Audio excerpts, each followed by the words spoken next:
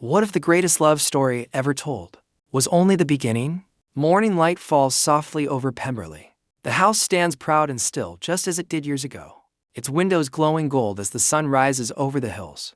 The wind moves gently through the tall grass, and everything feels peaceful, almost too peaceful. A familiar melody begins to play, slow piano notes echoing like a memory that refuses to fade. We hear Elizabeth's voice, calm but thoughtful. She speaks of how love once felt like the strongest force in the world, bold enough to defeat pride, brave enough to challenge society. For a time, it seemed nothing could shake what she and Darcy had built together. Their story became a symbol of hope, of change, of two stubborn hearts learning to bend. But time moves quietly, and even the happiest endings must face the weight of reality. Inside the grand halls of Pemberley, life has changed in quiet ways. Servants pass through long corridors. Letters are delivered. Responsibilities grow heavier with each passing year. Darcy stands near a window, looking out over his land, his face thoughtful, more serious than before. He carries not only his name, but the pressure of legacy, family honor, and expectation. Elizabeth walks through the gardens she once admired as a guest. Now she belongs here. Yet sometimes belonging feels different from freedom. She touches the petals of a blooming rose, her eyes distant, as if remembering who she used to be. The music swells gently as her voice returns. She speaks not with regret, but with truth. Love is not a single moment of triumph. It is a choice made again and again, even when the world grows complicated. The camera moves through empty rooms filled with sunlight and shadow. A portrait of the couple hangs proudly on the wall, capturing their joy from years before. But beneath the beauty of the estate lies a quiet question. Has time strengthened their bond, or slowly changed it? The wind grows slightly stronger outside. Curtains shift. A door closes softly somewhere in the distance. And as the screen fades slowly toward black, Elizabeth whispers one final thought. Sometimes the greatest test of love does not come before marriage, but long after. A single letter rests on a silver tray.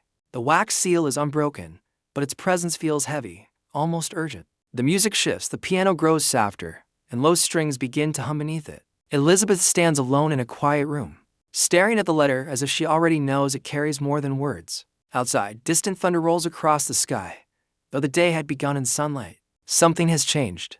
Something unseen. Darcy walks through the long hallway of Pemberley, his steps measured, his face calm but distant. A servant bows as he passes, yet he barely notices. The weight on his shoulders is not just duty, it is expectation. The estate must thrive. The family name must remain untarnished. Society watches closely, always ready to whisper. And whispers have begun. At a grand dinner in town, polite smiles hide sharp curiosity. A woman leans toward another and speaks softly behind a fan. A gentleman glances in Darcy's direction a moment too long. Nothing is said openly, but the silence speaks enough. Elizabeth finally breaks the seal. Her eyes move across the page. We do not hear the words, only the sound of paper trembling slightly in her hands. Her expression shifts, not shock, not fear, but concern. The kind that settles deep in the heart. She looks toward the doorway, as if wondering whether to share what she has read. The distance between her and Darcy is no more than a few rooms, yet it feels wider than before. That evening, they stand together before guests, graceful as ever, the perfect image of unity. Yet when their hands touch, there is a pause, brief, almost invisible. The music tightens. Pride once kept them apart. Now it threatens to rise again, not as anger, but as silence. And sometimes silence can wow more than words ever could. Rain falls hard against the tall windows of Pemberley. The sky is dark, and the wind bends the trees as if nature itself feels the growing strain. The music rises, deeper now, strings pulling tight with emotion. Inside, a grand ballroom glows with candlelight. Guests move gracefully across the floor, laughter filling the air, but the warmth feels forced.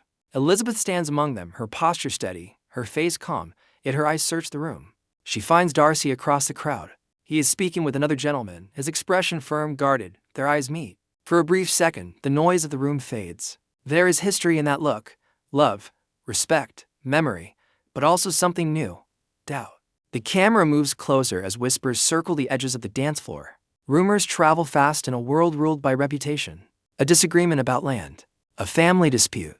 A decision made without shared counsel. No one speaks it clearly, yet everyone seems to know. Later, away from the crowd, Elizabeth stands beneath the covered terrace as rain pours just beyond her reach. Darcy steps beside her. The silence between them is heavy. He speaks first, low and controlled, about duty, about what must be done to protect their name. Elizabeth listens, her voice quiet but strong as she answers. She speaks of fairness, of trust, of standing together instead of apart. This is not the fiery clash of their youth. This is deeper, harder, to people who love each other, yet struggle to see the same path forward. A flash of lightning brightens the sky. For a moment, their faces are fully lit, not angry, not broken, but torn.